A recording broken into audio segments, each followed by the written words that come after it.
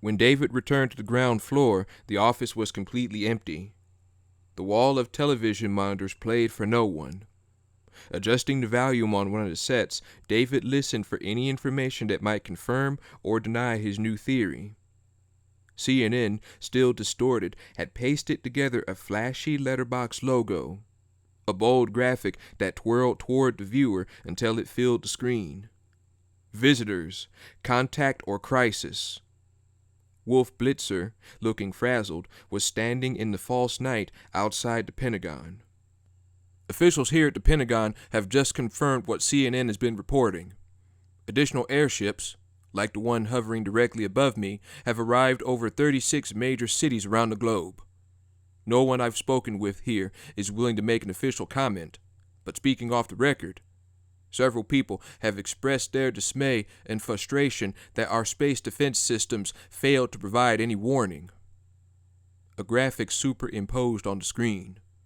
It was a world map showing the locations of the spaceships. David nodded. It was exactly what he had expected to see. He heard a voice coming from Marty's deserted office and walked closer.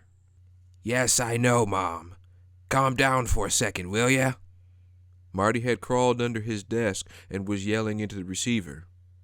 When David stuck his head in the doorway and said hello, Marty got such a scare he banged his head hard against the underside of his desk. "Ow!" "Nothing. I'm fine. Somebody just came in." "Well, of course he's human, Mother. He works here." "Tell her to pack up and leave town," David said. "Hold on, Mom." Marty covered the phone. "Why, what happened? Just do it!" he yelled. "Mom, stop talking and listen. Pack up a few things, get in your car, and head to Aunt Esther's. Don't ask, go. Call me when you get there." Marty hung up and crawled out from under the desk. "Okay, why did I just send my 82-year-old mother to Atlanta?" David was pacing around the cluttered office, thinking. Remember I told you that the signal hidden inside our satellite feed is slowly cycling down to extinction? Marty suddenly recalled the television disruption he'd been so worried about a few hours ago. "Not really. Signal inside a signal, that's all I remember." "That's right. The hidden signal, Marty. It's a countdown." "Countdown?" That didn't sound too good. Marty parted the shades and peeked at the dark shape outside. "Countdown to what?" Think about it. It's exactly like in chess. First, you strategically position your pieces. Then, when the timing's right, you strike hard at the opponent's major pieces. You see what they're doing? David motioned toward the television picture of a ship parked above Beijing, China. They're positioning themselves all over the world's most important cities, and they're using this signal to synchronize their attack. In approximately 6 hours, it's going to disappear, and the countdown will be over. "What then?" Checkmate. Marty took a minute to digest the information. Then he started having trouble breathing. He opened a can of soda and picked up a phone. "I gotta make some calls. My brother Joshua, my poor therapist, my lawyer." Fuck my lawyer." David grabbed a second phone and punched in an 11-digit number he'd rarely called yet knew by heart. While the phone was ringing, every television in the office switched to the same image. The President of the United States approached a podium in the White House press room, doing his best to project calm and confidence.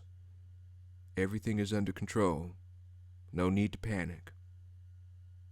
While a number of people, including Gray and Nimzicki, joined him on the small stage, Whitmore smiled tensely around the room. "My fellow Americans, citizens of the world, a historic and unprecedented event is taking place. The age-old question as to whether or not we humans are alone in the universe has been answered once and for all. Communications." The voice on the phone was curt, all business. "Yeah, this is David Levinson. I'm Connie Spano's husband. This is an emergency call. I need to talk to her right away." "I'm sorry, she's in a meeting," the man answered. "Can I take a message?" "No. I need to speak to her right now. I know she's busy. I'm watching her on the television. This is more important, believe me. Now go get her." David's voice was full of command. "Hold, please." David turned his attention back to the president's speech. Connie was standing with a group of people near the stage, just inside the doorway that led into the White House offices. A young man, probably the guy he'd spoken to, came to the door and whispered something in her ear. A moment later, she slipped discreetly, professionally through the guarded entrance. David felt a wave of relief. He hadn't been sure Connie would take the call. "What do you want?" she hissed into the phone. Taken completely aback, David sputtered. "Connie, listen. You have got to get out of there. The White House, I mean. You have got to leave the White House." Neither of them knew what to say for a second. It sounded like David was rehearsing an unpleasant conversation they'd had countless times before. Aware that he wasn't communicating what he had to say, he bulled forward. "Wait. You don't understand. You've got to get out of Washington altogether." Connie, angry with herself for leaving the press conference, tried to get off the line. "Thank you for being concerned, but in case you haven't noticed, we're in a little bit of a crisis here. I've got to go." Realizing she was about to hang up on him, David yelled into the phone. "I've been working on the satellite disruption all day, and I figured it out. They're going to attack," David blurted. The line went silent for a moment. David thought she must be thinking over what he'd said, but soon realized she was only covering the receiver while talking to one of her assistants. "They're going to attack," she repeated. "Go on." That made him angry. He was calling to try and save her life, and the last thing he needed was for her to speak to him in a condescending tone. "That's right. Attack," he said with an edge to his voice. "The signal is a countdown.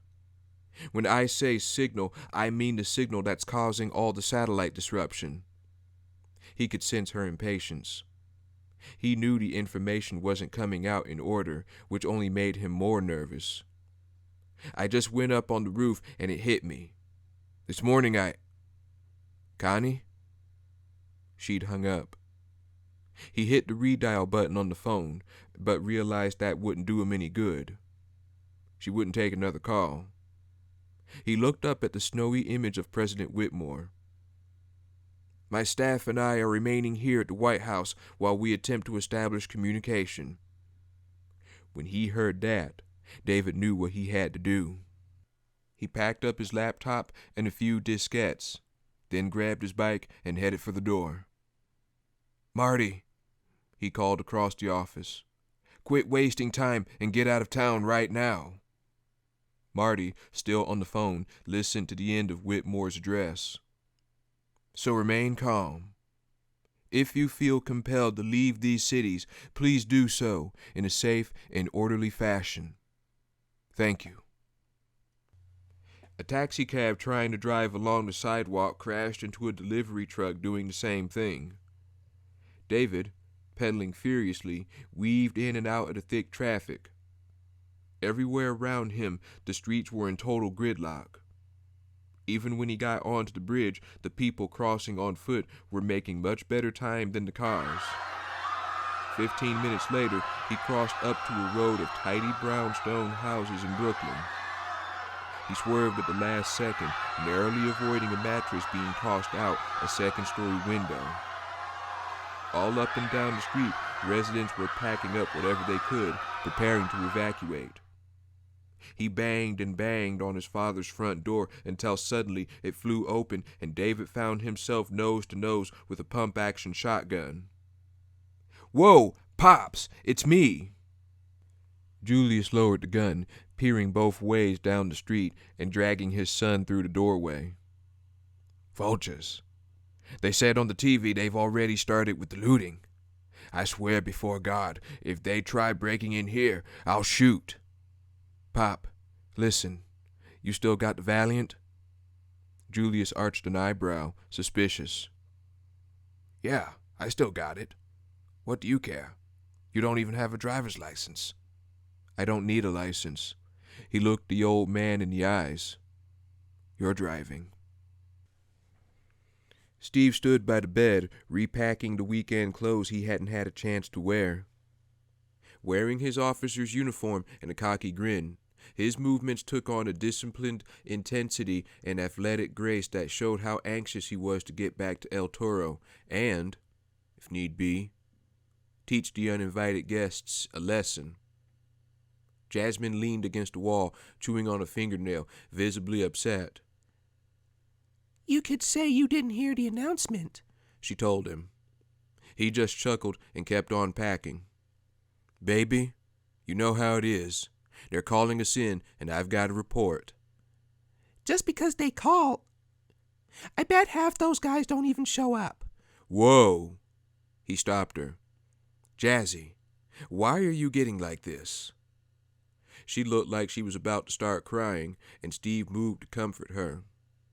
He reached to put his arms around her, but she slapped him away, accidentally knocking one of her dolphin figurines off the nightstand. I'll tell you why I'm getting this way, she shouted, tearing the curtains back to show him the sky.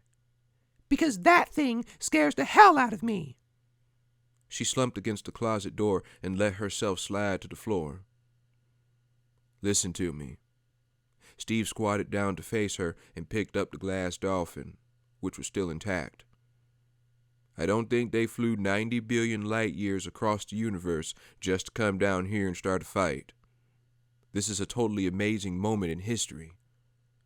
It was a corny thing to say, but Steve meant it. He feared nothing. Not in a tough guy with a death wish way. He just didn't understand letting yourself get frightened. He knew lots of people who let themselves be crippled by 1,000 small fears, who let fear become a habit.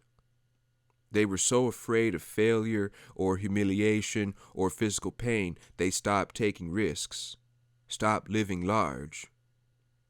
What he had always admired most about Jasmine was her bravery. Like everyone else, she lived with uncertainty, but never seemed to sweat the little things that kept other people in straitjackets. Money, schedules, what other people thought of her. He reached for her hands again, and this time she let them be held. While they were looking into one another's eyes, the big question suddenly appeared again. The same question they'd been doing their best to ignore for the past couple months. What they meant to one another, and whether their relationship had a serious future. Steve gulped. He had a small box in his pocket that he wanted to take out and show her, something he had custom made several weeks ago. His lips tried unsuccessfully to form the words that would let him broach the subject. He wanted to ask her a question, the question, but the consequences of asking would be devastating to his career. So, unable to choose between the two things he cherished most, he executed an evasive maneuver. Come on, let me walk you out to the car. He'd left his Mustang's top down all night, and when he came outside, Steve found Dylan behind the steering wheel.